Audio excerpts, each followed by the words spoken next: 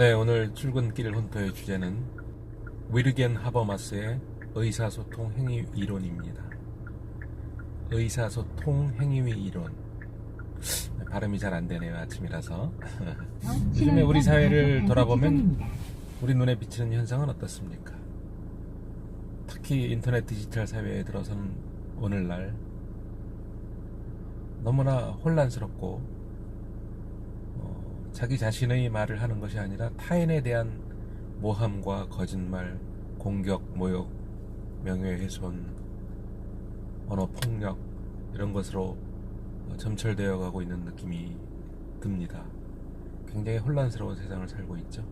위르겐 하버마스가 주장한 의사소통 행위 이론을 한번 생각해 보도록 하겠습니다. 위르겐 하버마스는 1929년생인데요. 나중에 프랑크푸르트 학파에 편입이 돼서 프랑크푸르트 학파의 전국적 발전을 도모한 위대한 철학자입니다. 프랑크푸르트 학파라는 것은 1923년에 아도르노, 호르크하이머 이런 철학자들이 독일의 프랑크푸르트에 사회학 연구소를 설립을 합니다. 그래서 거기서 많은 사회학적 연구를 시도하게 되는데요. 이들의 주요 관심사는 칼 막스였습니다. 칼 막스의 사상을 집중적으로 연구하는 그런 철학을 감행했기 때문에 이들을 좌파 철학자라고 부르기도 했습니다.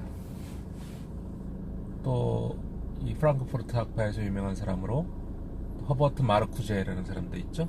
1차원적 인간을 저술한 마르쿠제, 굉장히 또 유명한 철학자인데, 이들은 이제 1930년대 후반부터 유럽은 히틀러, 아돌프 히틀러에 의해서 광풍에 휩싸이게 됩니다.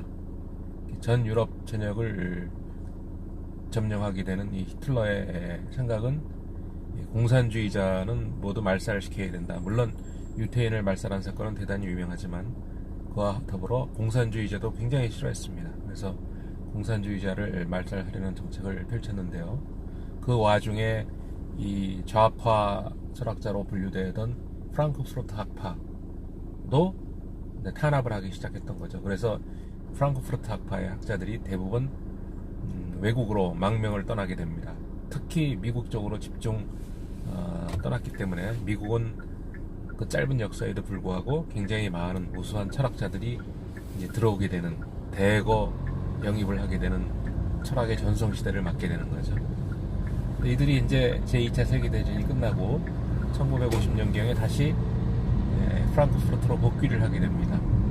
그래서 다시 프랑크푸르트 학파를 이어가게 되는데, 이때 위르겐 하버마스가 이제 편입이 돼서 프랑크푸르트 학파로서 이제 철학을 연구하게 되는데, 물론 프랑크푸르트 학파의 기본 연구 주제인 칼 막스의 사회사상 이런 것들이 연구의 대상이긴 했지만, 과거의 스승들과 달리 호르크하이머가 대표적인 하버마스의 스승이었죠. 그래서 호르크하이머가 프랑크푸르트 교수직에서 물러난 후에 그 후임으로 위르겐 하버마스가 교수직으로 취임을 하게 됩니다. 그래서 많은 연구를 했는데, 초기에는 여느 철학자와 다름없이 인식철학, 의식철학에 중점을 두었다가 후기에 와서는 언어에 관심을 가지고 언어를 분석하여 결론을 내리는 언어 분석 철학에 관심을 갖게 됩니다.